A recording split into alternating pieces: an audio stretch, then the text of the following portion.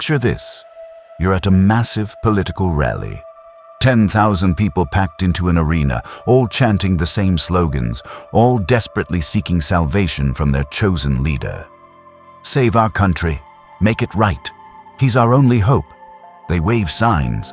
They scream themselves hoarse. They surrender their individual will to this political messiah who promises to fix their lives, solve their problems, give their existence meaning and purpose. The energy is intoxicating. The crowd moves as one organism, desperate for someone else to take responsibility for their future. They need this leader to validate their beliefs, to tell them what's right and wrong, to be their moral compass in a confusing world. They've found their new God, and they worship with the fervor of true believers. But there's one man standing at the very back of the arena. He's not chanting. He's not cheering. His hands aren't raised in worship, while thousands around him desperately seek an external savior to give their lives direction. He simply observes. He doesn't need this leader's validation. He doesn't need political salvation. He doesn't need anyone else to fix his problems or tell him how to think. And that, my friend, makes him the most dangerous person in that entire arena. But why? Why does someone who needs no political messiah, no external ideology to guide them, no leader to worship and follow, represent such a profound threat? Why does a man who can't be saved because he doesn't need saving terrify both the faithful followers and the leaders themselves? Here's what nobody wants you to understand. We're witnessing the greatest substitution in human history. The crowd hasn't abandoned faith. They've simply replaced their old God with a new one. They've traded divine worship for political worship, religious salvation for ideological salvation. But this man, he's committed the ultimate heresy. He's killed every god in his mind and claimed the vacant throne for himself. Hold that thought, because we're about to explore how this transformation happens, why it's inevitable, and why it represents the most radical evolution in human consciousness since we first looked up at the stars and wondered if someone was watching us back. So why does that man at the political rally terrify everyone around him? Here's the brutal truth nobody wants to admit. Our entire civilization is built on your neediness. Your spiritual neediness, your ideological neediness, your desperate need for someone else to give your life meaning. Think about it. Every advertisement promises to complete you. Every political campaign offers to save you. Every social movement demands you join their cause. Every self-help guru insists you need their system. Even every relationship app operates on the same fundamental assumption. You are incomplete without external validation. But what if that's the greatest lie ever told? What if every system of power, religious, political, economic, social, depends entirely on keeping you in a state of perpetual incompleteness? What if they need you to believe you're broken so they can sell you the cure? What if they need you to feel lost so they can offer you direction? What if they need you to feel powerless so they can promise you salvation? The man standing silently at that rally has figured this out. He's seen through the matrix of manufactured dependency. While everyone else desperately seeks external meaning, external purpose, external validation, he's made a terrifying discovery. He doesn't need any of it. He doesn't need their salvation because he's not broken. He doesn't need their direction because he can navigate his own path. He doesn't need their validation because he validates himself. And here's what makes this so dangerous. If you don't need their salvation, they can't control you. If you don't need their meaning, they can't manipulate you. If you don't need their approval, they can't buy you. But we're living through something even more radical than individual independence. We're witnessing the aftermath of the greatest murder in human history, and every single one of us pulled the trigger. We killed the ultimate external authority, and now something far more powerful is rising from the ashes. Two men saw this coming long before anyone else, and what they discovered will change everything you think you know about power, freedom, and what it means to be human. Those two men who saw this coming? Let me introduce you to the most dangerous philosophers in human history, Friedrich Nietzsche and Max Stirner. These weren't just academic thinkers. They were diagnosticians of humanity's greatest crisis and architects of something entirely unprecedented. Nietzsche was the one who made the terrifying announcement. God is dead, God remains dead, and we have killed him. But here's what most people miss. He wasn't celebrating, he was horrified. He saw that we'd murdered the very foundation of Western civilization and predicted the tsunami of meaninglessness that would follow. He called it nihilism, and he knew it would be devastating. But Stirner had performed an even more radical surgery 4 decades earlier. While Nietzsche focused on God's death, Stirner exposed something far more comprehensive. He revealed that every replacement we'd create, the state, humanity, morality, justice, democracy itself, would just be another master wearing a different mask. He called them spooks, phantom authorities that possess your mind and demand your obedience. And here's where it gets terrifying. Both men reached the exact same shocking conclusion. In the void left by faith, in the emptiness created by this great killing, only one thing could possibly fill the vacant throne. Not a new God, not a new ideology, not a new political system.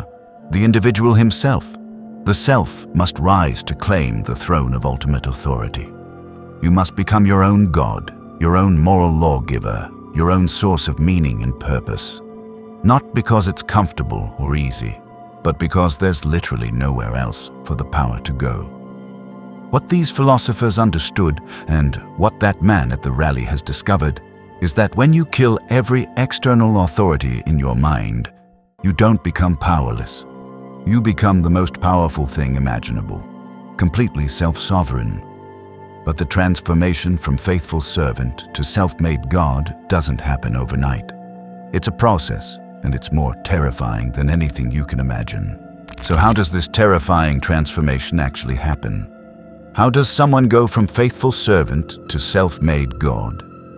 It's a 3-stage process, and chances are you're already somewhere in the middle of it. Stage 1, the great killing. This isn't just about losing faith in God. It's about recognizing that every external authority claiming dominion over your inner world is a lie. Here's what this looks like in real life. You realize that you've been living by rules you never chose. You follow moral codes handed down by your parents, your culture, your society, but you never asked, why should I believe this is right? Nietzsche saw this clearly. Even when people stopped believing in God, they kept worshipping Christian morality like zombies following a dead master. They'd say, I don't believe in God, but we should still love our enemies and turn the other cheek. But why? If there's no God, why is forgiveness sacred? Stirner went deeper. He exposed that democracy, justice, humanity, progress, these aren't noble ideals you discovered through reason. They're what he called spooks, phantom authorities that possess your mind and demand your obedience just like God used to. Think about it. When did you last question whether equality is actually good? When did you last examine whether democracy deserves your reverence? You haven't abandoned religion. You've just switched churches. Stage 2, the void and the choice. Once you realize that all your beliefs came from outside sources, that all your moral certainties are just inherited opinions, you face a terrifying emptiness. Everything you thought was objectively true turns out to be subjectively chosen by someone else. This is what Nietzsche called the nihilistic abyss. Now you have a choice. You can become what Nietzsche called the last man. Someone who says, nothing matters, so I'll just be comfortable, seek pleasure, avoid pain, and let others make the big decisions. This is most people today. Or you can face the terrifying truth. If there are no objective moral facts handed down from above, then you must create your own meaning from scratch. Most people can't handle this. They'd rather serve a lie than face the responsibility of deciding what's right and wrong for themselves. Stage 3, the ascension. This is where you stop being a follower and become a creator. But here's where Stirner and Nietzsche split on how this happens. Stirner says, stop trying to become something better. Recognize that you already are the ultimate authority in your own life. Your desires, your will, your choices, these are the only things that matter. Everything else, other people's morals, society's expectations, even your own past commitments, becomes your property to use or discard as you see fit. You're not trying to improve yourself according to some external standard. You're simply owning who you are right now. Nietzsche says, use your freedom to become something greater. Don't just accept yourself, overcome yourself. Create new values that make life worth living. Forge yourself into someone so powerful, so creative, so life-affirming that you become like a god walking among mortals. This isn't about selfishness. It's about self-creation on the highest level. But both paths lead to the same destination, complete self-sovereignty. The question isn't whether you'll make this journey. The question is how conscious you'll be when it happens. So, what does it actually look like when someone completes this transformation? What are the characteristics of a person who has become their own god? After studying both Stirner and Nietzsche, I've identified 4 pillars that define this new kind of human being. Pillar 1. Moral self-authorship. They don't discover what's right and wrong. They create it. Think about this carefully. Everything you consider moral came from somewhere else. Your parents, your culture, your religion, your society. But what if you had to start from scratch? What if you had to decide, based purely on your own reasoning and experience, what deserves to be called good or evil? This person has done that work. They've written their own moral code based on their will, their vision, their power to make it real. Pillar 2. Existential self-sufficiency. They don't find their purpose, they decide it. There's no cosmic plan they're trying to discover, no divine calling they're waiting to receive, no destiny written in the stars. They understand that meaning is something you impose on chaos, not something you uncover. When you ask them, what's your purpose? They don't look confused or lost. They simply tell you what they've chosen to create. Pillar 3. Psychological sovereignty. They don't seek validation. They are validation. Your approval doesn't matter to them. Society's applause doesn't move them. Their own judgment becomes the final court of appeal. This isn't arrogance. It's the natural result of taking complete responsibility for your own life. When you become your own ultimate authority, you stop needing anyone else's permission to exist. Pillar 4. Creative ownership. They don't inherit values. They possess them. Everything becomes raw material for their creative project. Other people's morals, society's rules, even their own past beliefs, all of it becomes property they can use, modify, or discard at will. But here's what nobody tells you about becoming a god. It comes with a price that most people aren't willing to pay. So, what's the price of becoming your own god? Let's be brutally honest about what this transformation actually costs you. First, cosmic loneliness. You'll realize that most people are still kneeling to masters you've outgrown. While they're desperately seeking validation from their chosen authorities, you've moved beyond the need for external approval. The gulf between you and those still worshipping, whether it's God, democracy, social media, or political leaders, becomes unbridgeable. You're not lonely in the sense of needing companionship. You're isolated in the sense of consciousness. Second, the weight of creation. Every choice becomes yours alone. There's no divine plan to blame when things go wrong. No higher purpose to justify your suffering. No external authority to make the hard decisions for you. You must create meaning while knowing it's entirely your creation. That's terrifying. Most people prefer the comfort of serving someone else's truth rather than bearing the responsibility of authoring their own. Third, social exile. People fear what they can't control, and they can't control someone who doesn't need their approval. You'll be called arrogant, dangerous, or insane by those who can't imagine life without their comforting chains. The very existence of your independence threatens their dependence. And here's where it gets really dangerous. Nietzsche warned that without external moral guardrails, you might create monsters. Your power, unchecked by traditional morality, could corrupt absolutely. Stirner warned of the opposite risk. You might dissolve everything, including yourself, into pure ego, losing all connection to anything meaningful beyond your immediate desires. But here's what's fascinating. The very people who fear this transformation are the same ones who desperately need to understand why it happens. Because whether they realize it or not, they're living in a world where this process is already inevitable. Why does society fear this transformation so desperately? Why does the self-sovereign individual represent such a profound threat to every institution around us? The answer reveals the dark truth about how our world actually operates. Economic control. Our entire economy depends on people who need external validation to feel complete. Think about it. Every advertisement sells you an identity. Every product promises to fix what's wrong with you. Every service offers to fill the void inside you. But someone who's psychologically self-sufficient, they don't buy meaning, they don't purchase identity, they don't need products to feel worthy. They're terrible consumers, and that threatens trillions of dollars in revenue. Political manipulation. Democratic systems depend on people who can be swayed by appeals to higher causes. Vote for the greater good. Sacrifice for the country. Think of future generations. But someone who's become their own ultimate authority can't be controlled by ideology. They can't be guilted into supporting causes that don't serve their interests.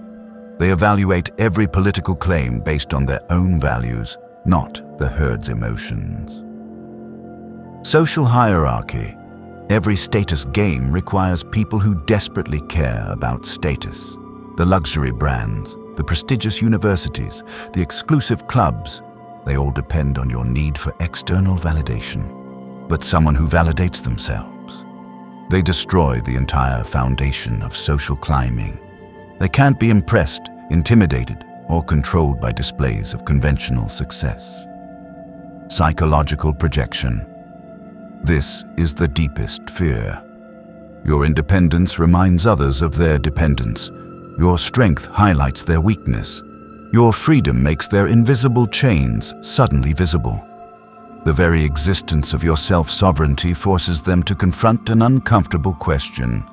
If they can live without needing what I need, what does that say about me? But here's the thing. You don't have to stay trapped in their system. There's a way out, and it's simpler than you think. So how do you actually become dangerous? How do you break free from the system that profits from your dependence? It's a 4-step process, and you can start today. Step 1. Audit your masters. Right now, make a list of every external authority you still obey without question. Who do you look to for moral guidance? Whose approval do you still crave? What beliefs do you hold simply because someone else told you they were true? Start with the ones that feel most sacred. Those are usually the strongest chains. The goal isn't to rebel against everything. It's to consciously choose what deserves your allegiance. Step 2. Practice divine indifference. Stop seeking permission for your choices. Stop explaining yourself to people who wouldn't understand anyway. Stop apologizing for decisions that serve your authentic interests. When someone challenges your choices, ask yourself, does this person's opinion actually matter to my life? Most of the time, the answer is no. Your will becomes your law, not their judgment. Step 3. Create your own values. This is the hardest one. Don't try to reform the old morality. Replace it entirely. Ask yourself, if I had to build a moral system from scratch, based purely on my experience and reasoning, what would it look like? What kind of person do you want to be? What kind of world do you want to create? Start building that reality in your sphere of influence. regardless of what others think. Step 4. Embrace the solitude. Learn to be comfortable in the empty throne room. No divine voice whispering guidance, no crowd cheering your decisions, no external validation of your worth. Just you, creating meaning in the silence, making choices from your own center of power. But here's where most people get this completely wrong. They think becoming your own God means becoming isolated and cruel. The opposite is actually true. Here's the beautiful contradiction that changes everything. The moment you stop needing to be God, you become one. The instant you stop requiring external validation of your worth, you discover you've been divine all along. The power was never out there. It was always within you, waiting for the courage to claim it. Think about what happens when you complete this transformation. When you stop needing others to complete you, you can actually love them for who they are instead of what they can give you. When you stop seeking saviors, you become capable of saving others. When you stop demanding that the world validate your existence, you become free to actually contribute to it. Your relationships improve because they become optional instead of desperate. You choose to be with people because you genuinely enjoy their company, not because you're lonely or incomplete without them. Your friendships deepen because they're based on authentic connection rather than mutual neediness. Your work becomes more fulfilling because you're no longer desperately seeking approval from bosses or colleagues. You can focus on doing excellent work for its own sake rather than performing for external validation. You become more valuable to others precisely because you don't need their approval. Even your purpose becomes clearer. When you stop looking for some cosmic mission handed down from above, you can focus on the impact you actually want to make. When you stop serving abstract ideals like humanity or progress, you can help real people with real problems right in front of you. The ultimate irony. The person who doesn't need to be God becomes the most godlike. The individual who requires no worship becomes worthy of reverence. The one who seeks no followers naturally attracts them. But the transformation isn't complete until you understand one final truth. The most radical revelation of all. What's the most radical revelation of all? It's this. You've been divine this entire time. You've always been your own ultimate authority. You've always had the power to create your own meaning, write your own moral code, validate your own existence. The only thing that's changed is your recognition of what was already true. Think back to that man at the political rally. He wasn't special because he developed some supernatural power. He was dangerous because he finally stopped pretending he needed someone else's permission to exist. He stopped looking for external gods because he realized he'd been one all along. Here's my challenge to you. Stop worshipping. Stop serving causes that don't serve you. Stop seeking salvation from anything or anyone outside yourself. Become dangerous. Not to others, but to every system that profits from your spiritual dependency. The world doesn't need more believers. It needs more gods. It needs individuals so complete in themselves, so self-determining, so creatively powerful that they can't be bought, sold, controlled, or contained. It needs people who understand that in a universe without inherent meaning, they become the meaning makers. So ask yourself, what would you do if you truly believed you were the highest authority in your own life? What would you create if you had divine power? What would you destroy if nothing was sacred except your own authentic will? This week, do this. Identify one sacred belief you've never questioned, one authority you've never challenged, one chain you've never examined. Then ask yourself the most dangerous question of all. Does this serve my power, or does my power serve it? Remember, in a world full of worshippers desperately seeking gods, the most radical act is recognizing you've been divine all along. You just forgot, but now you remember. If this awakened something in you that you've never felt before, hit that like button and subscribe, because we're just getting started on this journey to dangerous divinity.